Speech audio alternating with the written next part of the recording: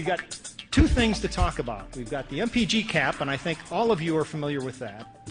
And we've got the MPG booster, and that is the new liquid form of the MPG cap. The things that I'd like to talk about is what is it, how does it work, prove it, and then will it work in my car? That's really the bottom line.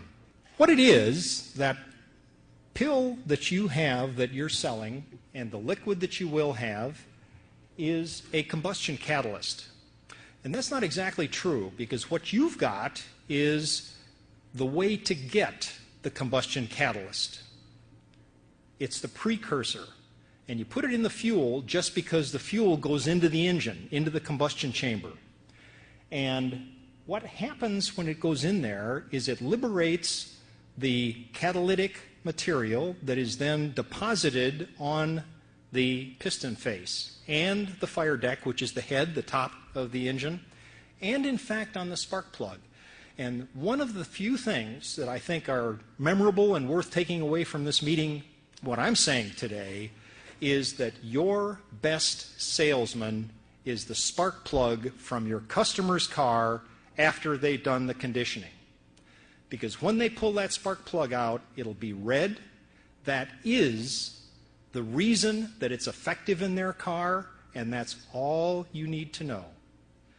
We will take care of, the Home Office will take care of the proof, Federal Trade Commission, the proof for the EPA, the proof for the government, and it's a total waste of your time to try and become a chemical engineer that's invested 37 years in proving that this thing works.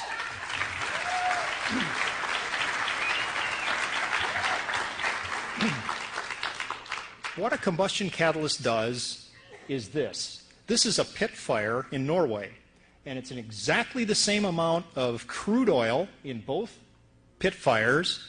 This is without the catalyst, and this is with the catalyst. Only difference, except it was a little bit lighter day, so they had to adjust the, because there was so little smoke, they had to adjust the focus on the camera. That's why the sky looks darker. They were trying to show what little smoke, just that there was some smoke left. That's what a combustion catalyst does. There are only three things that MPG CAP, MPG booster does. Three things. The first thing is an immediate thing, and that is an increase in octane. That's the first thing. And then a little bit after that, that's immediate. That happens as soon as you put it into the tank, immediate increase in octane. Second thing is it removes carbon deposits from inside the engine.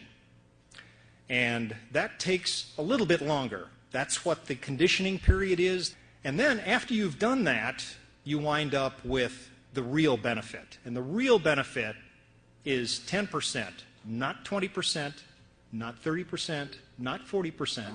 We've tested this, I've tested this for 37 years, and in every reasonably controlled, precise test, it's 10%. 10% isn't bad. 10% on a 20-gallon tank, to fill a 20-gallon tank at $2.50 a gallon, that's $50. 10% is $5. You're offering them a pill at $2 that saves them 10%. Do any of you have any investments that will give 150% return? I don't, and I'd like to hear about it if you do.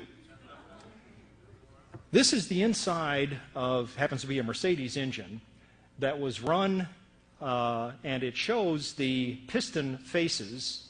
It's got the head taken off after 25,000 miles usage of the MPG boost. And you'll notice that there's carbon up here, and this is now 25,000 miles after continuous use, proper use of the MPG boost, and you see the red color. That is what gives the benefit. It's not the pill that you are selling. It's not the pill that your customer is putting in the fuel. It's what happens to that pill after it dissolves, when it gets in the combustion chamber and goes through the flame combustion. It's deposited on the piston face and fire deck, and that red coating is the source. You can take that piston, I've done this, you can take that piston out, you can pass a hexane air mixture over it, and that piston will give 100% conversion to carbon dioxide. And that piston will give 0 conversion to carbon dioxide. It is catalytic. Okay? So that's what it does. This is why it does it. That picture is taken with an atom force microscope. This is 1.3 million times magnification. And those little haystacks are 60 angstroms high and 120 angstroms wide. That is nanophase catalyst iron. That's really good news because every car and truck exhaust has the highest content of any metal is iron because they're built out of iron, amazingly enough, and it's a wear metal. And so we're not contributing anything unusual to the exhaust. And that nanophase structure is what causes the catalytic combustion benefit at the piston face and fire deck. That's why there is no benefit immediately. You've got to understand that. Once you do that, you've got this. And once you've got that, you have the improved fuel economy. Measuring that is next to impossible. I'll explain that. That's the key part. This is a customer return spark plug. And you know why they returned it? Because it was red. Spark plugs aren't supposed to be red, and they were absolutely right about that. Spark plugs aren't supposed to be red. They're supposed to be black and smelly. This is completely clean. It's red on the electrode and red on the shoulder. That is the catalytic base of action. If that red coating is present in your customer's car, and it will be if they use the product properly, they will get the fuel economy benefit. And it'll be 10%, not 20%, not 40%. Some cars will show larger numbers. Some cars will show smaller numbers. This is the heart of the matter. This is a spark plug core nose. The core nose shows the iron coating down to this level. However, that is a totally non-conductive coating. It's an insulating coating. And that white stuff is porcelain, which is an insulator. And that little black thing in the center was the electrode. That's carbon or platinum. And that's what's supposed to conduct the electricity. These red spark plugs have been gotten back in reasonable quantity by Champion and AC, the two that I've talked to. Bosch won't talk to me, but the two that I've talked to are Champion and AC. And they've gotten quite a few of these back.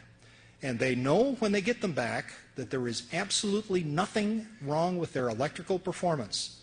They're just red colored. And the reason they're red colored is the use of our product. If it's red, he's getting the 10% benefit. If it's not red, he's not using the product properly, and he's not getting the 10%. This, just to kind of complete the story, these are oxygen sensors. And all cars have two of them now. They used to have just one. And these control the engine. And this came back as a customer complaint also. And lo and behold, it was red. It was red on the outside, and the catalyst, which is zirconia, was shiny silver and 100% active. We had oxygen sensors tested by the manufacturer, and the red oxygen sensor tested as equally effective as the top 5% of the manufacturing range of oxygen sensors. It does not deteriorate in any way oxygen sensor or exhaust catalyst. In fact, 50,000 mile testing, which is the catalyst durability test, 50,000 mile testing with the MPG CAP technology showed an improvement in all three exhaust gases, hydrocarbons, carbon dioxide, and oxides of nitrogen, when the MPG boost was used versus the exactly same car run at the same time where it didn't use the MPG boost. So it was an exact apples-to-apples comparison. Improves catalyst performance, does not deteriorate spark plug or oxygen sensor performance. Red is good. We like red, right? Okay. Prove it that this product is different. It's not like those other 100 products that EPA has tested and the magnet, one of the very few that the Federal Trade Commission has had taken off the market. This one actually works. And the way they can tell it works is it will give them something absolutely unique in the fuel additive and catalyst industry, and that is if you pull out the spark plug, it's red. And that red is not paint, it is the catalytic coating, and that's the reason it works. Double-blind statistical study. I used to work, in fact, when I first did this development, I was working for a pharmaceutical company. They insisted that we prove it. So we did with their sales fleet. And it was done in 1973, 270-car national sales fleet. That means that the cars were operated by salesmen all over the United States. And we split that fleet into 3 groups. One had what's called a placebo, which means that they got a sample of a liquid that looked just like the other 2 liquids, but it was nothing but a solvent, could do nothing to improve fuel economy. The second one had a detergent in it that cleans up the fuel system. Back then, that was thought to be important, so we wanted to see what a detergent did. And then the MPG boost formulation in the third. And then they did a 1,380-mile dose at a single concentration to condition the engine, and then the final 4 weeks showed with the placebo, the solvent that could do nothing, it showed nothing. No change, less than 1%. The detergent, which maybe should have done something, it did absolutely nothing on highway. Very, very typical. MPG boost, amazingly enough, 9.3%. We did another test in 1995. The full fleet of 1,600 units, and this is the percent change month by month in fuel economy, and this block is when they used 1 month of the MPG boost at the conditioning, and then 3 months with the normal usage rate. And what you see is it bounced up to 10%, and then they stopped using it. Does anybody here remember why this stuff works? Anybody remember? Does it have to do with a catalyst coating on the piston? And do you think it's possible that if you stop using that catalyst precursor, that maybe that catalyst coating might last a little while? Does that sound reasonable? It's exactly what happens. And then it went away completely. The benefit went away completely. You have to keep using it. There's no free lunch. Okay? Anybody got that?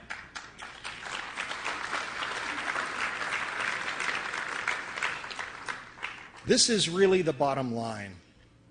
All of your customers, most of your customers, save maybe your mother and your brother, will want to see it work in their car.